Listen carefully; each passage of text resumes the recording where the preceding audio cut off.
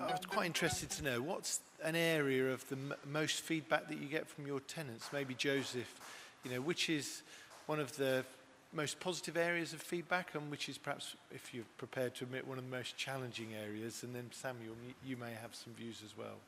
Normally, your tenant don't like to be bothered to begin with.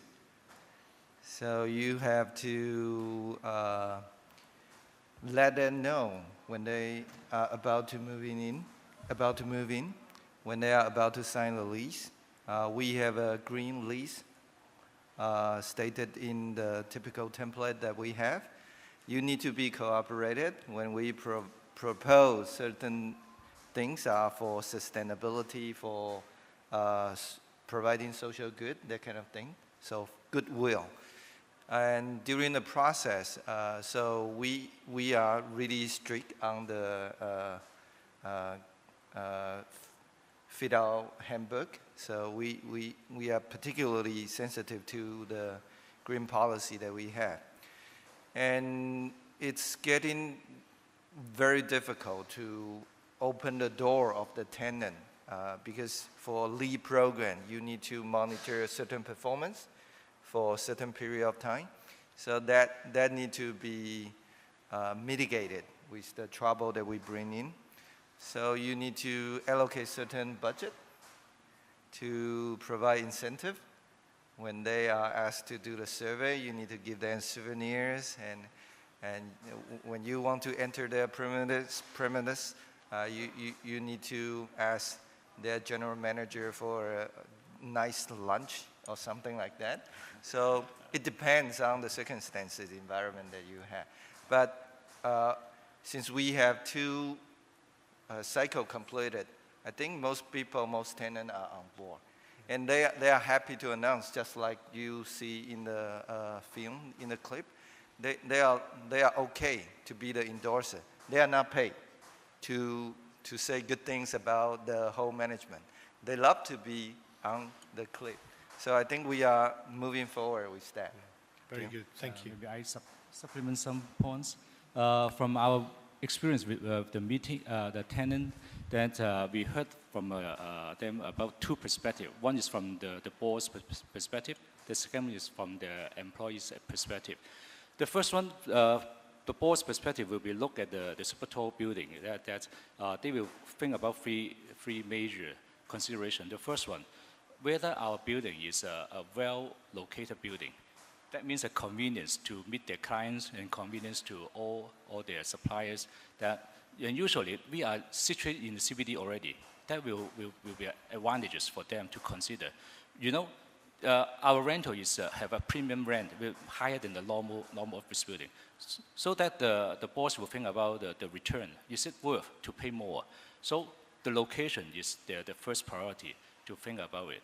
The second one is super tall building usually have very advanced what we call the infrastructure, the IT, and also the high-speed lifts, and also the aircon, and also that kind of facility amenities that can cater for the company to grow. And so most of the tenants are major from the finance sector, from the banking, insurance. They're looking for that kind of buildings to suit their company needs.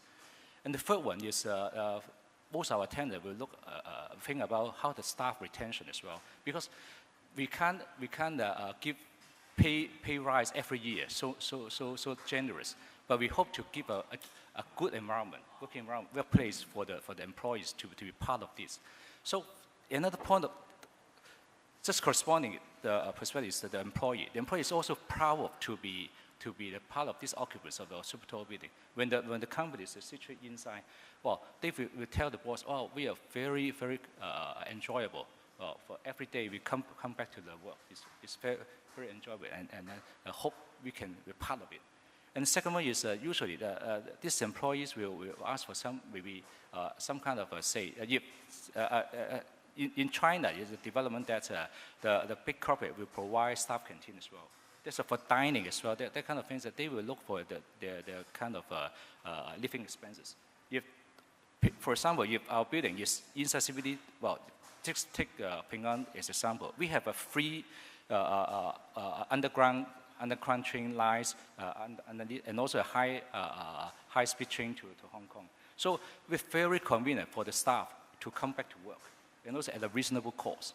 So they will consider this as a good employer location, so that they will join and stay in the company for work, for a very good long-term perspective. So I think how to meet with the tenants' needs is most important. How managing the super tall building, high-rise building, is difference from managing the low-rise building or tall building?